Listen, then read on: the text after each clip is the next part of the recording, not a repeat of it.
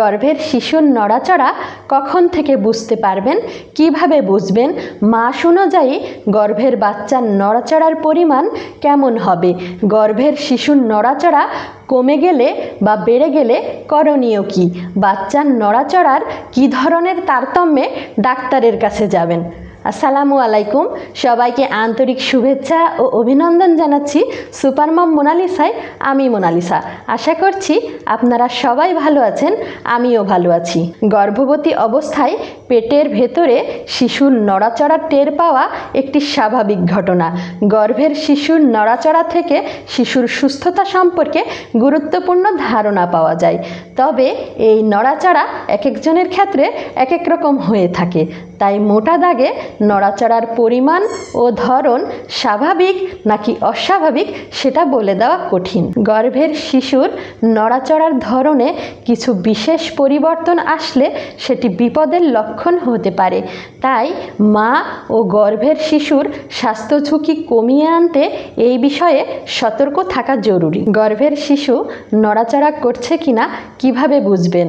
গর্ভের শিশু নড়াচড়া করতে শুরু করলে পেটের ভেতরে হালকা ঝাঁকুনির মতো অনুভূতি হয়ে থাকে। আবার কখনো কখনো শিশু পেটের ভেতরে আলতোভাবে ঘুরছে বলে মনে হতে পারে। গর্ভকাল বাড়ার সাথে সাথে গর্ভের শিশুও বাড়ন্ত উদ্যমে নড়াচড়া করতে থাকে। তখন পেটের ভেতরে লাথি কিংবা অনেকটা ঝাঁকুনির মতো অনুভূতি হতে পারে। পুরো গর্ভকাল জুড়ে গর্ভের শিশুর নড়াচড়ার মাত্রা ও ধরনে যে তারতম্য দেখা যায় সেটিকে শিশুর ব্রেন ও স্নায়ুতন্ত্রের স্বাভাবিক বিকাশের প্রতিফলন বলে ধরা হয়। তবে গর্ভবতী নারী নিজে সচল অবস্থায় থাকলে কিংবা কোনো কাজে ব্যস্ত থাকলে গর্ভের শিশুর নড়াচড়া টের নাও পেতে পারেন। মাস অনুযায়ী গর্ভের শিশুর নড়াচড়া।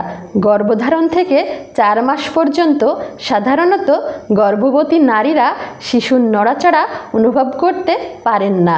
তবে ইতোপূর্বে গর্ভধারণ করেছেন এবং সন্তান প্রসব করেছেন এমন নারীদের মধ্যে কেউ কেউ গর্ভাবস্থার 16তম সপ্তাহে শিশুর নড়াচড়া টের পেতে শুরু করেন। 5 থেকে 6 মাসের গর্ভবতী।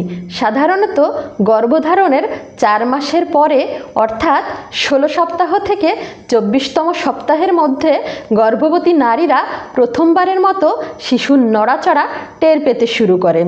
এর মধ্যে বেশিরভাগ নারী গর্ভধারণের 18তম সপ্তাহ থেকে 20তম সপ্তাহে প্রথমবারের মতো নড়াচড়া অনুভব করেন। গর্ভকাল আগানোর সাথে সাথে পেটের ভেতরে শিশুর নড়াচড়াও পাল্লা দিয়ে বাড়তে থাকে। কেউ প্রথমবারের মতো গর্ভবতী হলে গর্ভাবস্থার 20 সপ্তাহ পার হওয়ার আগ পর্যন্ত গর্ভের শিশুর নড়াচড়া নাও বুঝতে পারেন। এমনকি কারো কারো ক্ষেত্রে প্রথমবার নড়াচড়া বুঝতে গর্ভধারণের 20তম সপ্তাহের পরেও আরও কয়েক সপ্তাহ পার হয়ে যেতে পারে। গর্ভধারণের 24 সপ্তাহ পরেও আপনি যদি গর্ভের শিশুর নড়াচড়া অনুভব না করেন তাহলে ডাক্তারের পরামর্শ নিতে হবে। ডাক্তার গর্ভের শিশুর নড়াচড়া ও হার্টবিট পরীক্ষা করে দেখবেন। প্রয়োজনে তিনি পেটের আল্ট্রাসাউন্ড পরীক্ষা করানোর পরামর্শ দিতে পারেন। 7 থেকে 8 মাসের গর্ভবতী।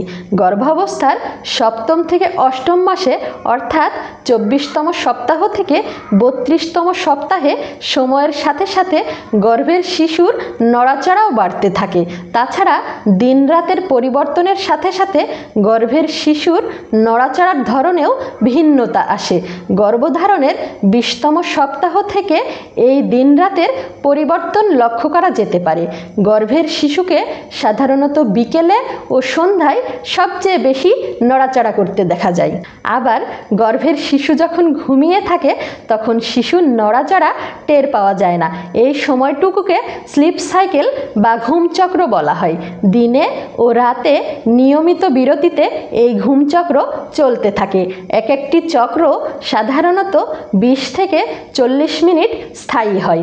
তবে গর্ভে সুস্থ স্বাভাবিকভাবে বেড়ে ওঠা শিশুর ঘুমচক্র একটানা 90 মিনিটের বেশি হওয়ার কথা নয়। গর্ভবতী নারীরা যদি 28তম সপ্তাহের পরেও গর্ভের শিশুর নড়াচড়া বুঝতে না পারেন, তাহলে তাদেরকে পরবর্তী 2 ঘন্টার জন্য বাম কাত হয়ে শুয়ে গর্ভের শিশুর নড়াচড়ার দিকে মনোযোগ দেওয়ার উপদেশ দেওয়া হয়।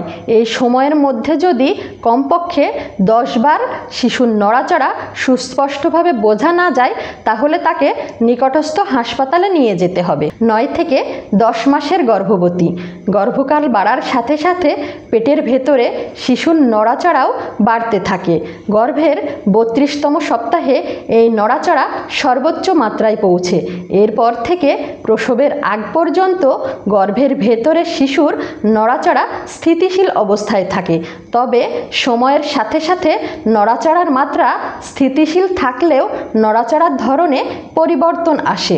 প্রসব চলাকালীন সময়েও গর্ভের ভেতরে শিশুর নড়াচড়া চলতে থাকবে। গর্ভাবস্থায় শিশুর নড়াচড়া খেয়াল করা কেন জরুরি? গর্ভের শিশু কোনো কারণে অসুস্থ হয়ে পড়লে পেটের ভেতরে তার নড়াচড়া স্বাভাবিকের চেয়ে কমে যায়। এছাড়াও শিশুর নড়াচড়ার ধরনে পরিবর্তন আসতে পারে। এই ধরনের পরিবর্তন গর্ভের শিশুর দেহে ইনফেকশন অথবা অন্য কোনো সমস্যার লক্ষণ হতে পারে। যত তাড়াতাড়ি এসব পরিবর্তন খেয়াল করা যায় ততই ভালো। এতে গর্ভবতী মা ও গর্ভের শিশুকে দ্রুত সঠিক চিকিৎসা দেওয়া যায়। ফলে গর্ভের শিশুর স্বাস্থ্য ঝুঁকি কমিয়ে আনা এবং মৃত্যু ঝুঁকি এড়ানো সম্ভব হয়। গর্ভের শিশুর নড়াচড়ার এই 3টি পরিবর্তনের কোনোটি দেখা দিলেই দেরি না করে গর্ভবতী নারীকে ডাক্তারের কাছে নিয়ে যেতে হবে। নড়াচড়া স্বাভাবিকের তুলনায় একেবারে কমে গেলে, একেবারেই নড়াচড়া অনুভব করতে না পারলে, নড়াচড়ার গতানুগতিক ধরনে কোনো পরিবর্তন আসলে, এসব ক্ষেত্রে জরুরি ভিত্তিতে বিশেষ পরীক্ষা নিরীক্ষার মাধ্যমে গর্ভের শিশুর নড়াচড়া ও হৃদস্পন্দন পরীক্ষা করার প্রয়োজন হতে পারে। তা না হলে গর্ভের শিশুর জীবন বিপন্ন হওয়ার ঝুঁকি থাকে। যদি গভীর রাতে এমন সমস্যা দেখা দেয়, তাহলেও সকালের জন্য অপেক্ষা না করে গর্ভবতী নারীকে নিকটস্থ হাসপাতালে নিয়ে যেতে হবে। গর্ভাবস্থায় শিশুর নড়াচড়া বেড়ে গেলে করণীয়: গর্ভের শিশুর নড়াচড়া বেড়ে গিয়েছে বলে মনে হলেও সেটা নিয়ে চিন্তার কিছু নেই। তবে নড়াচড়ার স্বাভাবিক ধরনে পরিবর্তন আসলে সেটি শঙ্কার কারণ হতে পারে। তাই শিশু কতবার নড়াচড়া করছে সেটি হিসেব করার চেয়ে প্রতিদিনের নড়াচড়ার ধরনটি সঠিকভাবে বুঝতে পারার দিকে মনোযোগ দেওয়া উচিত। এতে গর্ভের শিশুর স্বাভাবিক নড়াচড়ার ধরন সম্পর্কে মোটামুটি সঠিক ও নিশ্চিত একটি ধারণা তৈরি করতে হবে। ফলে স্বাভাবিক ধরনে পরিবর্তন আসলে সেটি খেয়াল করা সহজ হবে। আপনার গর্ভের শিশুর নড়াচড়ার ধরনে যে কোনো পরিবর্তন আসলে অবশ্যই ডাক্তার চেকআপে যাবেন। সবাই ভালো থাকবেন, সুস্থ থাকবেন, নিরাপদে থাকবেন। কথা হবে সামনের ভিডিওতে নতুন কোনো বিষয় নিয়ে। আল্লাহ হাফেজ।